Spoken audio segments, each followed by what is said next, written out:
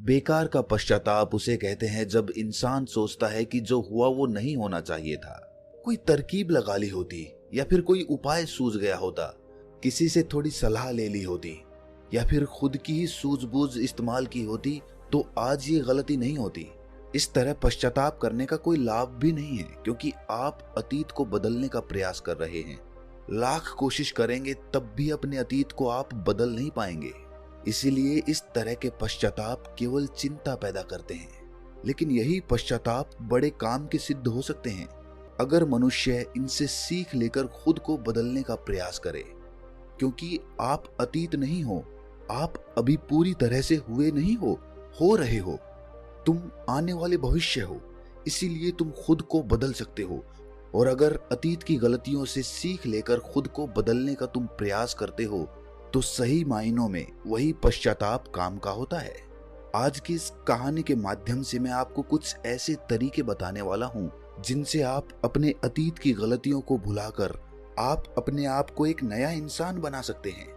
जो लोग खुद पर संदेह करते हैं, अपने ही विचारों में उलझे रहते हैं, अतीत की गलतियां, अतीत के कर्म उन्हें परेशान करते रहते हैं, उनके लिए ये तरीके वरदान साबित होंगे। तो चलिए एक कहानी शुरू करते हैं। जीवन में 30 साल मेहनत करने के बाद भी जब इंसान को उसके कर्मों का फल नहीं मिलता, तो वो अंदर से निराश हो जाता है। कुछ ऐसा ही एक सन्यासी के साथ हुआ था। उसने सन्यास ये सोचकर ग्रहण किया था कि मैं सत्य की खोज किसी भी कीमत पर करके ही रहूंगा। लेकिन 30 साल बीत चुके थे और अभी तक उसका अपने मन पर कोई भी वश नहीं था। जब भी उसकी नजर सुंदर स्त्रियों पर पड़ जाती, तो उसके मन में कामुक विचार उठने लगते। जब भी वो अकेले में बैठता, तो उसे खुद पर पश्चाताप होता कि वो क्यों सन्यासी बन गया। वो भी अच्छा पैसा कमा सकता था, अच्छा परिवार बसा सकता था, उसके भी बच्चे हो सकते थे, पत्नी हो सकती थी, लेकिन ये सारे सुख त्याग कर वो जंगल में क्यों चला आया।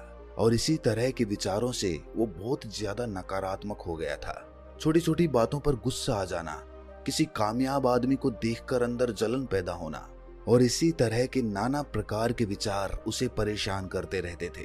और इन्हीं विचारों से वो इतना परेशान हो गया कि उसने आत्महत्या करने का फैसला कर लिया। वो चाहकर भी अपनी पुरानी जिंदगी में वापस नहीं जा सकता था, क्योंकि उसने सबके सामने संन्यास लिया था। और संन्यास लेने के बाद इंसान का घर परिवार सब कुछ पीछे छूट जाता है।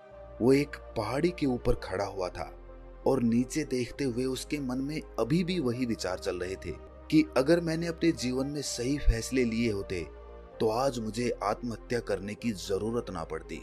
जब वो पहाड़ी से छलांग लगाने वाला था, तभी खुशकिस्मती से वहां पर एक और सन्यासी पहुंच गया। जब उसने उस सन्यासी को पहाड़ी पर खड़े हुए देखा, तो उसे समझते देर ना लगी कि पूरा मामला क्या है। इस वृद्ध सन्यासी ने चिल्लाकर उस युवा सन्यासी से कहा कि बनते, जहां छोड़कर जा रहे हो, वापस वहीं से शुरुआत करनी पड़ेगी। सोच लो। युवा सन्यासी गुस्से में तपाक से बोल पड़ा कि क्यों वहीं से शुरुआत करनी पड़ेगी। इस बार मैं वो गलतियां नहीं करूंगा जो मैंने पहले की थी। युवा सन्यासी ने रोते हुए कहा कि मानता हूं कि अनजाने में मुझसे कुछ गलतियां हुई हैं, लेकिन ऐसा नहीं है कि वो गलतियां मैं हमेशा दोहराता रहूंगा। उन गलतियों से मैंने बहुत बड़ी सीख ली है, लेकिन बदकिस्मती यही है कि उन गलतियों को अब ठीक नहीं किया जा सकता। ये सुनकर वृद्ध सन्यासी जोर जोर से हंसने लगा। आसमान में बिजलियां कड़क रही थीं और वो वृद्ध सन्यासी चिल्ला चिल्ला कर एक ही बात कह रहा था कि अतीत की गलतियां कोई नहीं सुधार सकता, क्योंकि बीता हुआ समय कभी लौटकर वापस नहीं आता। मूर्ख होते हैं वो लोग जो सोचते हैं कि मैं अतीत को बदल सकता हूँ। उनसे बड़ा अज्ञानी इस दुनिया में कोई दूसरा नहीं हो सकता है, क्योंकि जब तुम समय को ही वापस नहीं मोड़ सकते, तो तुम अपने अतीत को कैसे बदल सकते हो। लेकिन जो समझदार और ज्ञानी मनुष्य होते हैं कि एक बेहतर और अनुभवी इंसान बनने के लिए जीवन में गलतियां करना कितना जरूरी होता है। गलतियों के कारण ही तुम सीख लेकर भविष्य में खुद को बदलना चाहते हो, खुद को एक बेहतर इंसान बनाने का प्रयास करते हो। जब तक तुम्हें खुद की कमियां ही पता नहीं चलेंगी, तब तक तुम अपने आप को बेहतर बनाने का प्रयास कैसे करोगे। और कमियां सिर्फ गलतियों की वजह से ही पता चलती हैं। गलत करते हैं वो माँ बाप जो अपने बच्चों को गलतियां करने का मौका ही नहीं देना चाहते। जीवन वो युद्ध का मैदान होता है जहां पर एक इंसान गलतियां करके खुद को योद्धा बनाता है। और जो इंसान ये सोचता है कि मैं जीवन में कोई गलती ही नहीं करूंगा, तो इसका मतलब ये है कि जीवन के रण क्षेत्र में वो हिस्सा ही नहीं लेना चाहता। और जो इंसान युद्ध के मैदान से भाग खड़ा होता है उसे कायर कहते हैं। कायर होते हैं ऐसे लोग जो अपने अतीत की गलतियों से डरकर नई शुरुआत ही नहीं करते हैं। जीवन तो चलते रहने का नाम है। चलते हुए इंसान गिरता भी है, रोता भी है, लेकिन रुकता कभी नहीं है। वो फिर खड़ा होता है, फिर चलता है, क्योंकि जीवन चलते रहने का नाम है। बूढ़े सन्यासी ने कहा कि आज मैं तुम्हें ऐसे 5 तरीके बताने वाला हूँ जिनका पालन करके तुम अपने अतीत की गलतियों को अपनी ताकत में बदल सकते हो। बूढ़े सन्यासी ने उससे पूछा कि क्या तुम वो तरीके सुनना पसंद करोगे? अगर सुनना ही चाहते हो तो पूरा ध्यान लगाकर सुनना। सबसे पहले अपने मन में से आत्महत्या का ख्याल निकाल दो, फिर पहाड़ी के इस तरफ आ जाओ ताकि हम बैठकर चर्चा कर सकें। युवा सन्यासी ने सोचा कि थोड़ी देर में तो मैं आत्महत्या कर ही लूंगा, क्यों ना इस आखिरी समय में इस बूढ़े सन्यासी की बात सुन ली जाए। और यही सोचकर उसने उस बूढ़े सन्यासी से कहा कि तुम्हें 5 तरीके बताने में ज्यादा समय नहीं लगना चाहिए, जल्दी से अपनी बात खत्म करो, फिर मुझे आत्महत्या करनी है। बूढ़े सन्यासी ने ज्यादा समय ना लेते हुए सबसे पहला तरीका बताना शुरू किया। उन्होंने कहा कि सबसे पहले ये जानो कि अतीत में जो भी गलती हुई है वो किसके कारण हुई है, उसके पीछे क्या कारण था। कोई भी गलती करने के पीछे कुछ मुख्य कारण होते हैं, तुम्हें वो कारण पहचानने होंगे। वो कारण या तो कोई मजबूरी हो सकती है, या कोई इंसान हो सकता है जिसकी वजह से तुमने ये गलती की, या इसके पीछे तुम्हारा कोई अपना स्वार्थ भी हो सकता है। तुम्हें वो कारण पहचानना है। अगर किसी से धोखा मिला तो क्यों मिला? क्योंकि शायद आपने ज्यादा विश्वास कर लिया होगा। एक बार अगर वो कारण पकड़ में आ जाए तो आपको पता चल जाएगा कि आपकी कमी क्या है, आपकी कमजोरी क्या है। और एक बार अगर किसी गलती के पीछे की वजह समझ में आ जाए तो वो गलती सुधारी भी जा सकती है, भविष्य में दोबारा घटित होने से रोकी जा सकती है। बूढ़े सन्यासी ने बड़ी ज्ञान की बात बताई। उन्होंने कहा कि गलतियां हमें दुख नहीं देती हैं। दुख हमें तब होता है जब हम अपनी गलतियों को बार बार दोहराते हैं, जब हमें ये लगने लग जाता है कि हम शायद अपनी गलतियों को सुधार नहीं पाएंगे, शायद हमारे अंदर उतना आत्मबल नहीं है कि हम अपनी गलतियों से सीख लेकर उन्हें सुधार सकें। जब हमें खुद पर इस बात को लेकर संदेह होने लगता है तब हमें पीड़ा होती है। अगर एक बार गलती करके उससे सीख ले ली जाए तो विश्वास करो जीवन में कोई दुख नहीं रहेगा। इसके लिए हमें उस गलती के पीछे की वजह पता होना बहुत आवश्यक है। जब खाली बैठकर चिंतन करोगे तो इतना कठिन नहीं है ये ढूंढना। और एक बार अगर उस गलती के पीछे की वजह समझ में आ जाए तो फिर ये दूसरा तरीका काम आता है। गलती के पीछे की वजह समझ में आने के बाद खुद से एक सवाल पूछो, ये गलती करने से पहले तुम कैसे इंसान थे, और ये गलती करने के बाद तुम्हारे अंदर क्या बदलाव आए?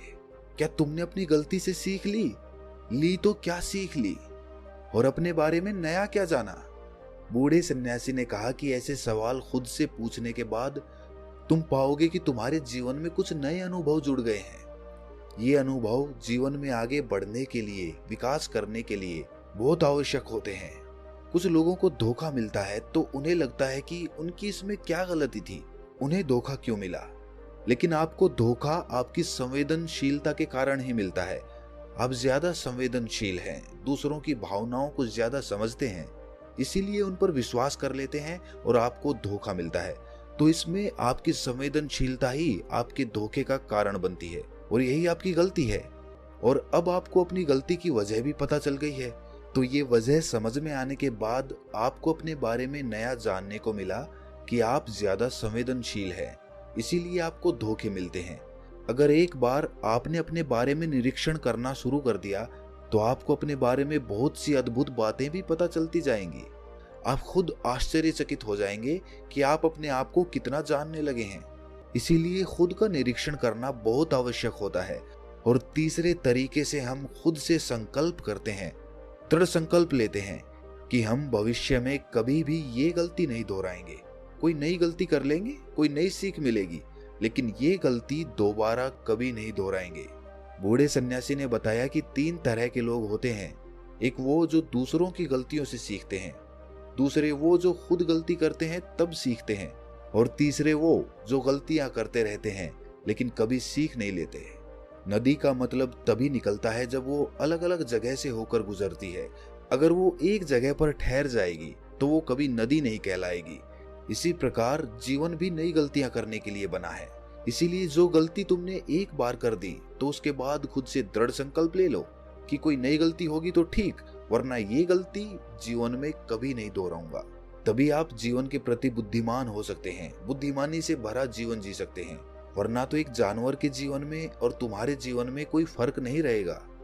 चौथा तरीका बताते हुए सन्यासी ने कहा कि कई बार हमें अपनी गलतियों का पहले ही एहसास हो जाता है। गलती होने से पहले ही हमें पता चल जाता है कि हमसे गलती होने वाली है। इसीलिए अगर गलती होने से पहले आपको एहसास हो रहा है तो आप बहुत खुशकिस्मत हैं और आप उस गलती को होने से रोक सकते हैं। ब्रह्मांड हमें संकेत देता है, हम सब ने महसूस भी किया होगा, लेकिन हम फिर भी उसे नजरअंदाज कर देते हैं, जिसका परिणाम हमें भविष्य में भोगना पड़ता है। धीरे धीरे जब आप अपने अतीत की गलतियों से सीखने लगते हैं तो आपका अनुभव बढ़ने लगता है, जीवन के बारे में समझ पैदा होती है, और जब समझ पैदा होने लगती है तो गलतियों को होने से रोका जा सकता है। अपनी बुद्धिमानी का इस्तेमाल करिए, चिंतन करिए कि कोई भी काम आप कर रहे हैं उसका परिणाम क्या हो सकता है, क्या ये कोई गलती तो नहीं कहलाएगी। और इसी तरह आप जीवन के लिए परिपक्व बनते जाते हैं। यही आपका विकास है और सभी मनुष्यों को यहाँ से होकर गुजरना ही होगा, वरना तो जीवन वहीं पर ठहर जाएगा, आगे नहीं बढ़ेगा। आगे बढ़ना है तो इस तरीके की प्रणाली अपनानी होगी। आखिरी और सबसे महत्वपूर्ण सीख, अगर तुम गलतियों से अनुभवी इंसान बन चुके हो तो अब तुम दूसरों के लिए मार्गदर्शक का काम कर सकते हो, दूसरों के लिए दीपक बनकर उन्हें रोशनी दे सकते हो।